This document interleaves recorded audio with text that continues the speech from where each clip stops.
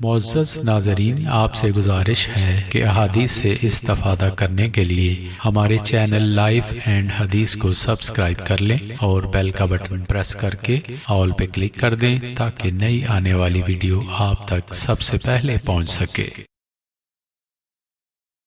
بسم اللہ الرحمن الرحیم۔ ہم سے محمد ابن المثنی نے بیان کیا، انہوں نے کہا ہم سے یحییٰ نے ہشام کے واسطے سے بیان کیا، ان سے فاطمہ نے اسما کے واسطے سے، وہ کہتی ہیں کہ ایک عورت نے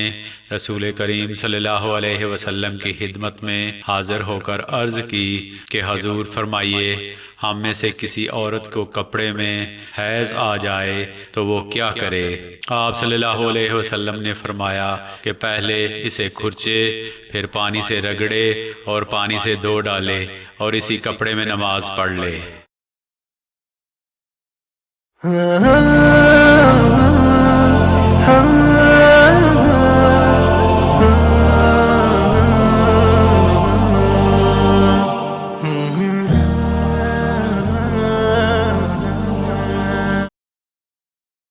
بسم اللہ الرحمن الرحیم۔ ہم سے محمد بن سلام نے بیان کیا، کہا مجھ سے ابو معاویہ نے، کہا ہم سے ہشام بن عروہ نے اپنے باپ عروہ کے واسطے سے، وہ حضرت عائشہ رضی اللہ عنہا سے نقل کرتے ہیں، وہ فرماتی ہیں کہ ابو حبیش کی بیٹی فاطمہ رسول اللہ صلی اللہ علیہ وسلم کی خدمت میں حاضر ہوئی اور اس نے کہا کہ میں ایک ایسی عورت ہوں جسے استحاضہ کی بیماری ہے، اس لیے میں پاک نہیں رہتی، تو کیا میں نماز چھوڑ دوں؟ آپ صلی اللہ علیہ وسلم نے فرمایا نہیں، یہ ایک رگ کا خون ہے، حیض نہیں ہے، تو جب تجھے حیض آئے تو نماز چھوڑ دے، اور جب یہ دن گزر جائیں تو اپنے بدن اور کپڑے سے خون کو دھو ڈال، پھر نماز پڑھ۔ ہشام کہتے ہیں کہ میرے باپ عروہ نے کہا کہ حضور صلی اللہ علیہ وسلم نے یہ بھی فرمایا کہ پھر ہر نماز کے لیے وضو کر